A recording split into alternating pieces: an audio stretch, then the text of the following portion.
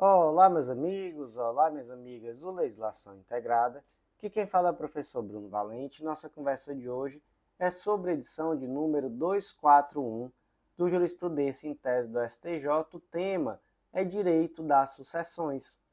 Antes de começar aquele convite, se inscreve no nosso canal, seja no Spotify, Deezer, Apple Podcasts, Google Podcasts ou no YouTube, e ativa o sininho para ficar sabendo sempre que tiver conteúdo. Nos segue também no Instagram, @legislação_integrada, onde todo dia tem novidade.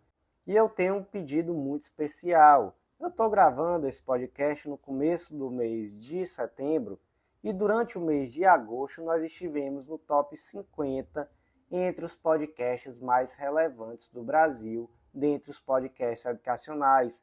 Chegamos até mesmo ao segundo lugar entre os podcasts jurídicos. Então, eu conto com você para, durante esse mês, nos mantermos nesse ranking, quem sabe até galgar melhores posições. Para isso, como você me ajuda?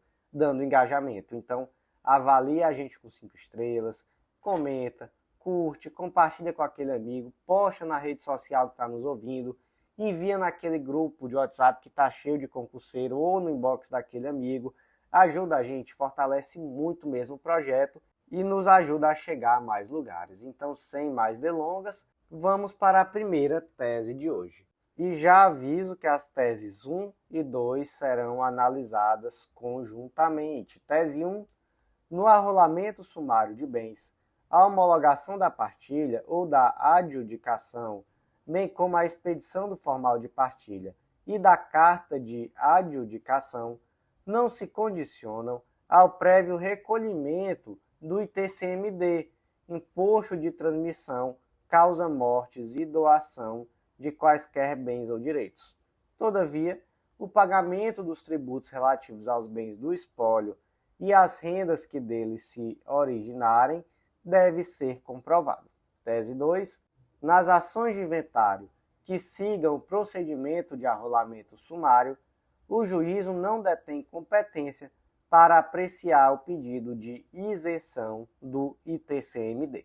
Então vamos entender essa tese e para entender vamos partir dos conceitos, né? Porque de fato alguns conceitos aqui são necessários para o entendimento. Então primeiro, o que é um arrolamento sumário, o que é um formal de partilha, uma carta de adjudicação e etc. Vamos lá. O arrolamento sumário é um procedimento simplificado de inventário e partilha de bens que está previsto no CPC. Você vai ver esse procedimento lá no artigo 659 e seguintes do Código de Processo Civil. Basicamente, ele é aplicável quando não há um litígio, então já existe um acordo sobre a divisão de bens, e esses herdeiros são maiores, capazes e estão, de fato, de acordo.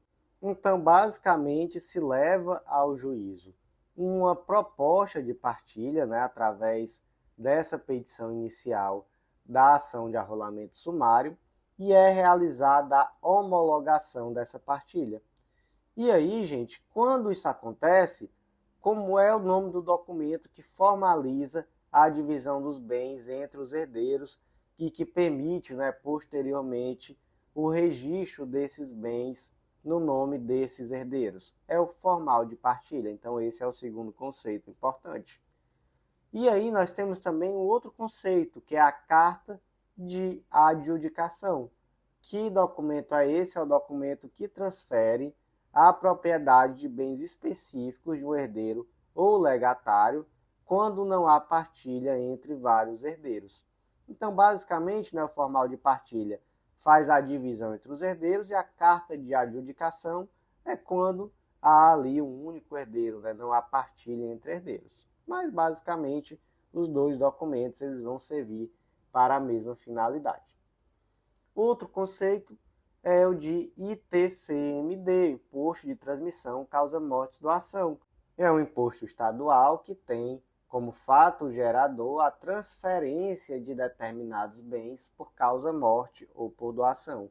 Então, o indivíduo faleceu, deixou herança, sobre esse patrimônio que foi transferido incide ITCMD. Mas, por óbvio, existem outros tributos que podem estar relacionados a bens do espólio. Por exemplo, Imagina que o espólio deixou imóveis. Esse imóvel paga IPTU, não paga? Paga. Deixou veículos. Esse veículo paga IPVA. Esse veículo paga IPVA. Então, basicamente, falamos aqui de impostos que incidem sobre bens deixados pelo falecido. Ok. Imagina uma situação concreta assim, ó. Imagina que Zezinho faleceu e ele deixou 2 filhos, a Mariazinha e o Pedrinho. E deixou bens, deixou imóveis, deixou carros, deixou dinheiro, tudo certo. A Mariazinha e o Pedrinho não são de brigar, então eles já chegaram ali no acordo, propuseram o arrolamento sumário, já dizendo que vai ficar para cada um, tudo certo. E aí vem a pergunta: em que momento vai ser exigido o pagamento dos impostos devidos? Gente, duas situações muito distintas, tá? Nós temos os impostos que vão incidir sobre os bens e rendas do espólio. Então, dei 2 exemplos aqui muito básicos. Se ele tem imóvel, tem que pagar o IPTU. Se tem carro, paga o IPVA. Em que momento vai ser necessário demonstrar que está tudo em ordem em relação aos impostos dos bens do espólio? Vai ser antes da sentença de homologação da partilha ou de adjudicação. Então, só vai sair formal de partilha se estiver tudo em ordem, certo? Certo. Mas precisa demonstrar o pagamento do ITCMD? Não precisa. Ah, não vai pagar nunca, então é bom, né, fazer arrolamento sumário? Calma. Vai ter que pagar sim, não é bem assim. Quando que vai ter que pagar? Gente, imagina, por exemplo, a situação do Pedrinho. Ele propôs a ação de arrolamento sumário, e aí o juiz homologou, né? Antes disso, ele teve que pagar todos os impostos que eram devidos.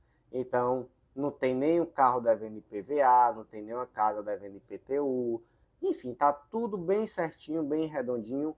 Saiu formal de partilha. E aí, o que é que ele tem que fazer? Ele herdou uma casa. Esse formal de partilha é um título translativo da propriedade da casa, mas a transferência efetiva da propriedade se dá através do registro desse título translativo na matrícula do imóvel. Não é assim que funciona? É assim que funciona. Então, ele vai conseguir registrar sem pagar o ITCD, mas não vai mesmo. Então, é nesse momento que vai ser exigido. Então, veja só, se desburocratiza a parte judicial, então diz assim, ó, acabou que a parte judicial está homologada a proposta que vocês trouxeram de divisão dos bens, tudo certo? Agora, se entende aí com o fisco, né? Então é depois. Então a questão é tirar essa bucha do judiciário, né? Depois, fora do judiciário, vai resolver. Então vai precisar recolher, mas vai ser em um momento posterior. Então isso desburocratiza o procedimento, isso simplifica, e isso com certeza é muito bom. Então, vai ter que pagar agora, nesse momento, o ITCD para registrar, por exemplo, esse título translativo na matrícula do imóvel. Gente, da mesma forma, né, a tese 2 nos conta o quê? Que não cabe ao juiz apreciar pedido de isenção do ITCMD. Por quê? Porque, de fato, isso aqui foi deslocado para fora do processo judicial, né, nesse caso de arrolamento sumário. Então, realmente não vai caber ao juiz. Isso aqui é um momento posterior, não é? Portanto, gente, como é que ficaram as duas teses? Tese 1, no arrolamento sumário de bens, a homologação da partilha ou da adjudicação, bem como a expedição do formal de partilha e da carta de adjudicação, não se condicionam ao prévio recolhimento do ITCMD. Todavia, o pagamento dos tributos relativos aos bens do espólio e as rendas que deles se originem deve ser comprovado. Tese 2. Nas ações de inventário que sigam o procedimento de arrolamento sumário, o juízo não detém competência para apreciar o pedido de reconhecimento da isenção do ITCMD. Seguindo em frente, tese 3. Subsistindo o condomínio sobre determinado bem imóvel após a partilha, por ato voluntário dos coherdeiros que aceitaram a herança, os sucessores coproprietários do imóvel respondem solidariamente pelas respectivas despesas condominiais, independentemente da expedição do formal de partilha resguardando o direito de regresso previsto no artigo 283 do Código Civil. Imagina aqui um caso concreto. Imagina que o Antônio faleceu e deixou 2 filhos, Maria e Pedro. O que o Antônio deixou de herança? Um apartamento em um condomínio. E aí, o que acontece, né? Como é que funciona? Vamos lá. Enquanto não for feito o inventário, haverá uma indivisibilidade da herança, não é? Então você vê a herança como um todo indivisível até que essa partilha seja feita. Esse apartamento tem que pagar a taxa condominial, não tem? Com certeza. Quem é o responsável por essas despesas? É o monte, né? É um monte que corresponde à totalidade indivisível de bens deixados como herança. E aí, não é quando falamos de dívidas que são posteriores ao falecimento, né, à abertura da sucessão, nós falamos aqui em uma responsabilidade coletiva dos herdeiros, né? Não há responsabilidade individual. Mas imagina que o acordo que Maria e Pedro chegaram foi que esse apartamento ia se manter em copropriedade. E aí como é que fica a situação, né, dessas dívidas condominiais?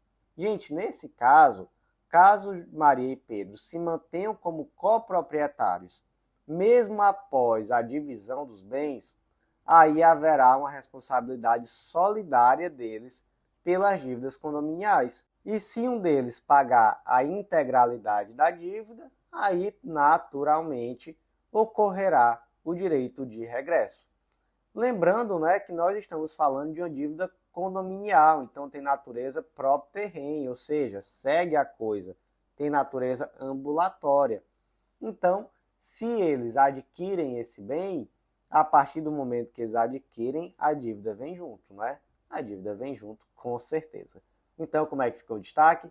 Subsistindo o condomínio sobre determinado bem imóvel, após a partilha por ato voluntário dos cordeiros que aceitaram a herança, os sucessores coproprietários do imóvel respondem solidariamente pelas respectivas despesas condominiais, independentemente da expedição do formal de partilha, resguardado o direito de regresso previsto no artigo 283 do Código Civil. As teses 4 e 5 serão analisadas conjuntamente. Tese 4.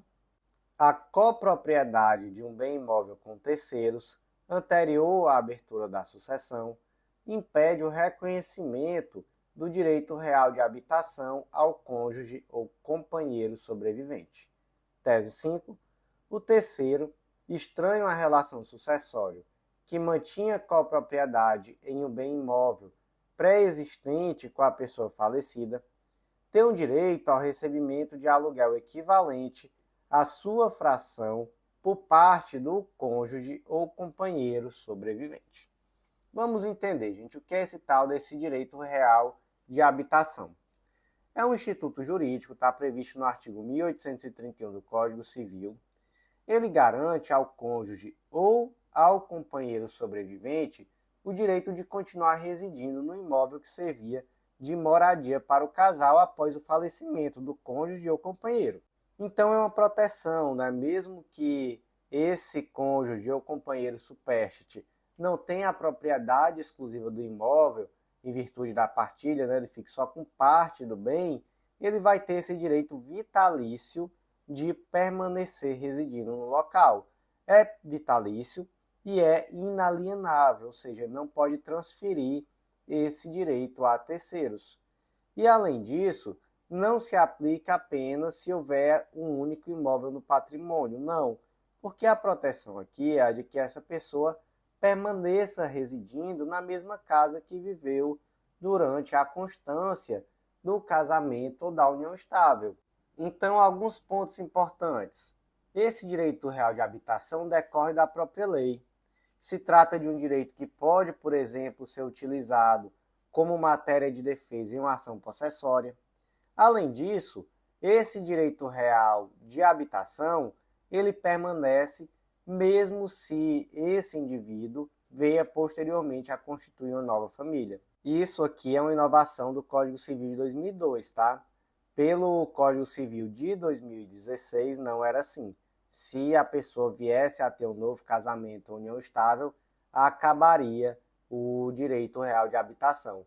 E aí é interessante até ver qual é o critério, né? O critério para saber se aplica o Código Civil de 16 ou de 2002 é o momento da abertura da sucessão, ou seja, o momento da morte. Se a pessoa morreu depois de 2003, né, que foi quando entrou em vigor o Código Civil de 2002, então, nesse caso, haverá um direito real de habitação, mesmo que o cônjuge ou companheiro supérstite venha a ter um novo casamento ou uma nova união estável.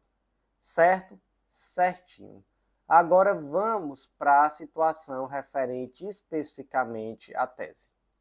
Imagina que Maria e João eram casados, moravam em um apartamento, mas esse apartamento ele era de propriedade não só de João, mas também de Carlos, irmão de João, antes mesmo do casamento, né? João e Carlos tinham esse imóvel, mas o Carlos sempre permitiu que o João ali residisse. E aí o João casou com a Maria, ficaram ali morando durante um tempo, e um bom tempo depois, né, o João faleceu. E aí, com o falecimento, a Maria queria continuar residindo no imóvel. Pergunta se Maria vai ter direito real de habitação? Gente, resposta que é não, tá? Por quê? Porque havia uma propriedade que era dividida entre João e Carlos antes do falecimento. Então, Carlos, ele tem direito a usufruir do seu patrimônio, não é? Ah, mas e se Maria continuar residindo? Aí como é que funciona? Aí o Carlos pode exigir um aluguel. O aluguel vai ser proporcional à cota de Carlos em relação a esse imóvel.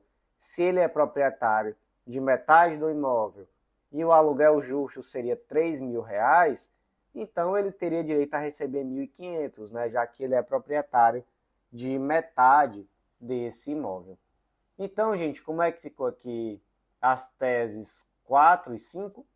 A propriedade de bem imóvel com terceiros anterior à abertura da sucessão impede o reconhecimento do direito real de habitação ao cônjuge ou companheiro sobrevivente. Tese 5. O terceiro, estranho à relação sucessória, que mantinha copropriedade de um bem imóvel pré-existente com a pessoa falecida, tem direito ao recebimento de aluguel equivalente à sua fração por parte do companheiro ou cônjuge sobrevivente. As teses 6 e 9 vão ser analisadas conjuntamente. Tese 6. O prazo prescricional para propor a ação de petição de herança conta-se da data da abertura da sucessão, cuja fluência não é impedida, suspensa ou interrompida pelo ajuizamento da ação de reconhecimento de filiação, independentemente do seu trânsito em julgado. Aqui, essa mesma tese foi fixada em regime de repercussão geral, é o tema 1200. E por último, a tese 9, o ajuizamento da ação de reconhecimento de união estável pós-mortem não posterga para a data do trânsito em julgado o início da contagem do prazo prescricional da petição de herança, nem impede o seu ajuizamento. Então, gente, as duas teses tratam de situações muito semelhantes, né? Tratam sobre a tal da petição de herança e sobre a contagem do prazo prescricional. Porque falando agora especificamente da tese 6, pode causar alguma confusão achar que a petição de herança ela é imprescritível, e não é, tá? O que é imprescritível é a ação de reconhecimento de filiação. A qualquer momento, a pessoa pode propor uma ação de reconhecimento de filiação. Mas acontece que a petição de herança ela tem um prazo prescricional, e esse prazo prescricional é de 10 anos. Então imagine uma situação assim. O Joãozinho sempre achou que o Pedro fosse pai dele. E aí o Pedro faleceu. O que o Joãozinho faz? Ele propõe uma ação de investigação de paternidade pós-mortem. E enquanto isso, ó, o inventário rolando. Os outros herdeiros dividindo os bens, tudo certo. E aí, 10 anos depois, 12 anos depois, essa ação transita em julgado e se reconhece que, de fato, ele é filho do decujus. E aí, o que ele faz? Petição de herança. O que aconteceu, gente? Ele é filho, mas a petição de herança está prescrita. E até existia antes um entendimento no sentido de que o termo inicial dessa prescrição da petição de herança era o trânsito em julgado da ação de investigação de paternidade. Por exemplo, informativo 583, julgado da terceira turma lá no ano de 2016. Mas esse entendimento está superado, tá? Prevaleceu realmente o entendimento segundo o qual o termo inicial aqui vai ser, em regra, não é, a data da morte, mas nunca vai ser a data do trânsito em julgado da ação de investigação de paternidade, isso não. Então, qual é a postura correta? Você já propõe a petição de herança, né, a ação de petição de herança, concomitantemente com a investigação de paternidade. Por óbvio, uma ação vai ser prejudicial à outra, né, então vai ter que aguardar o trâmite da investigação de paternidade para definir se há ou não direito à herança, mas é necessário já propor de forma conjunta, porque senão você pode acabar sendo engolido por esse prazo prescricional. E aí, gente, a mesma lógica se aplica à ação de reconhecimento de união estável, tá? E aqui é ainda mais claro, né? Em relação à ação de reconhecimento de união estável. Se houve uma união estável e você vai propor essa ação de reconhecimento pós-mortem, já propõe também simultaneamente a ação de petição de herança. Não vai deixar esperar tramitar a ação de reconhecimento de união estável pós-mortem para só depois propor a petição de herança, não. Porque senão você também vai poder ser engolido por esse prazo prescricional. Então, tese 6, o prazo prescricional para propor a ação de petição de herança conta-se da abertura da sucessão, cuja fluência não é impedida, suspensa ou interrompida pelo ajuizamento da ação de reconhecimento de filiação, independentemente do seu trânsito em julgado.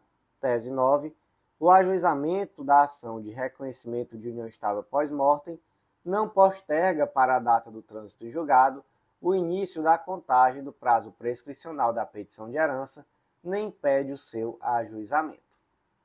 Agora, gente, as teses 7 e 8 serão conjuntamente analisadas. Vamos lá? Tese 7. O pacto antinupcial, que estabelece o regime de separação total de bens, somente dispõe acerca da incomunicabilidade de bens como modo de administração deles no curso do casamento e não produz efeitos após a morte, por inexistir no ordenamento jurídico previsão da ultratividade do regime patrimonial apta a emprestar eficácia póstuma ao regime patrimonial. Tese 8. O cônjuge sobrevivente é herdeiro necessário da pessoa falecida, independentemente do regime de bens adotado pelo casal. Essas teses são muito interessantes para tirar algumas dúvidas, né, para não confundir o que é uma coisa com o que é outra coisa. Uma coisa é regime de bens durante o casamento ou durante a união estável. Outra coisa é o que é sucessão. Ou seja, outra coisa é a vocação hereditária. Então vamos pensar assim, ó. No direito brasileiro hoje, o regime normal é o regime da comunhão parcial de bens. Caso o casal queira adotar um regime diferente, aí é possível que se faça um pacto antinupcial, e aí o casal vai adotar, por exemplo, a comunhão universal, uma participação final nos aquestos, enfim, vai se definir qual vai ser o regime. Agora, o que isso quer dizer? Por exemplo, imagina que o casal escolheu a separação total de bens. O que esse casal vai ter como efeito? Vai ter que, caso em algum momento haja uma separação, haja um divórcio, não haverá comunicabilidade entre os bens. Então, os bens do José são do José e os bens da Ana são da Ana, tudo certo, não é nenhum problema em relação a isso. Agora, não confunda com herança. E aí, o que a tese 8 nos conta?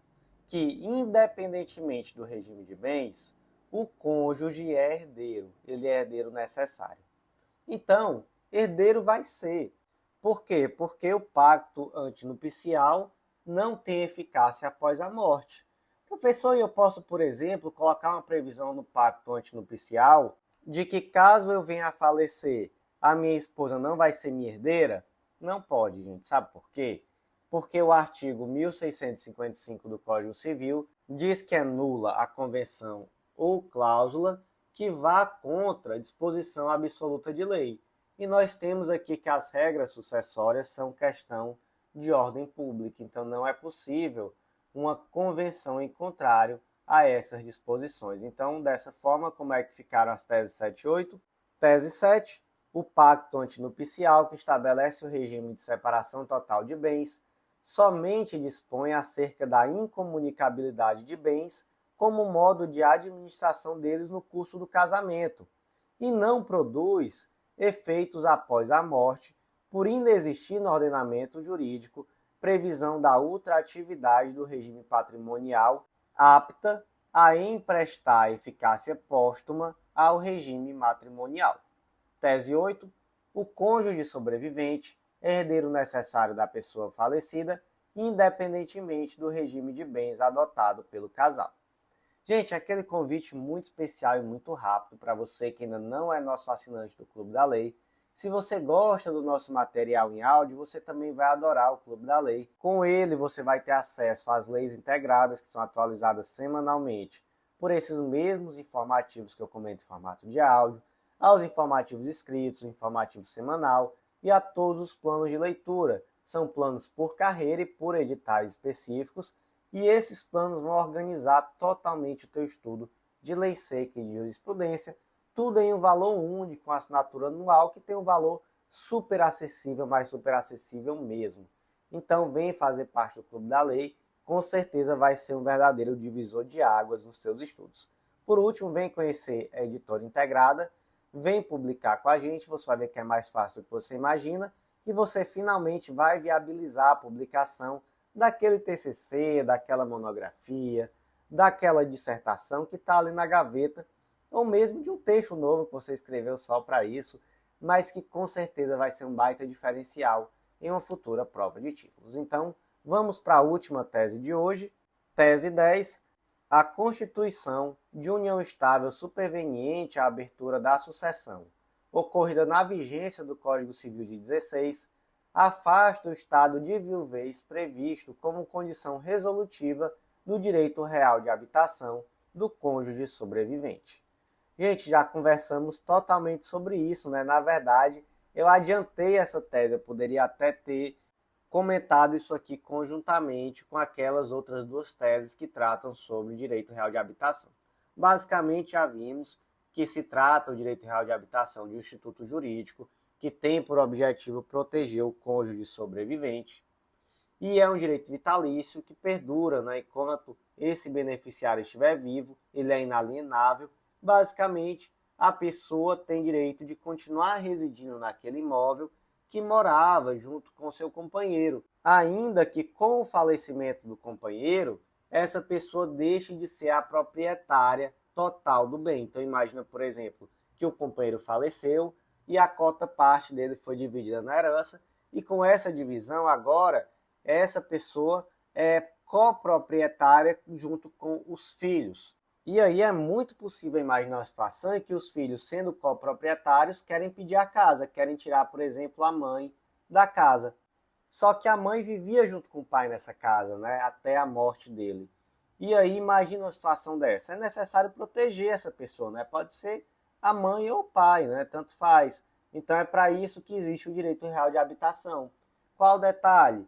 No Código Civil de 16 já existia a figura do direito real de habitação, mas esse direito real de habitação ele era extinto caso esse cônjuge sobrevivente viesse a ter uma nova relação. Então, constituiu união estável ou novo casamento, já havia ali uma extinção desse direito real de habitação.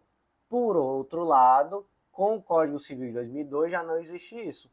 E aí, gente, como é que se define qual legislação vai ser adotada? Não é pela data do casamento, é pela data da morte. Então, se, por exemplo, Antônio e Helena se casaram em 1990 e em 2004 Helena faleceu, o Antônio vai ter direito real de habitação e esse direito real de habitação vai permanecer ainda que o Antônio venha a se casar novamente ou a contrair uma nova união estável, porque o que vale não é a data do casamento, 1990, quando estava em vigor o Código Civil de 16, mas sim a data do falecimento da Helena, 2004, quando já estava em vigor o Código Civil de 2002. Tudo bem? Tudo bem, tese simples, nós já tínhamos comentado essa tese, na verdade. Então, tese 10, a constituição de união estável superveniente à abertura da sucessão ocorrida na vigência do Código Civil de 1916, afasta o estado de viuvez previsto como condição resolutiva do direito real de habitação do cônjuge sobrevivente. Meus amigos, por hoje foi isso. Eu agradeço muito, muito mesmo a você que ouviu até o final, e eu vou ressaltar aquele pedido muito especial. Ajuda a gente a permanecer no top 50 entre os podcasts educacionais no ranking do Spotify. No mês de agosto, nós permanecemos nesse ranking, chegamos até a 32ª posição, e entre os podcasts jurídicos, ficamos sempre ali entre segundo e terceiro. Então, nosso objetivo agora, nesse mês de setembro, é galgar melhores posições, né, permanecer nesse ranking e, quem sabe, chegar a primeiro lugar entre os podcasts jurídicos. Para isso, preciso muito que você nos avalie com 5 estrelas, que você comente aqui nesse episódio, que você curta, compartilhe com aquele amigo, naquele grupo de WhatsApp cheio de concurseiro, poste na sua rede social que está nos ouvindo. Tudo isso traz relevância, porque o ranking do Spotify não é o ranking só de número de pessoas ouvindo, é um ranking de relevância. Então leve em consideração vários e vários critérios. Eu agradeço muito a você que nos ajuda nesse projeto, porque realmente fortalece e nos anima a permanecer. E tem sido um projeto muito bom, tem dado muitos frutos e muita gente tem reconhecido e tem feito a diferença. Então ajuda a gente nessa, que eu com certeza te agradeço demais. Então, muito obrigado a você que ouviu até o final e até a próxima.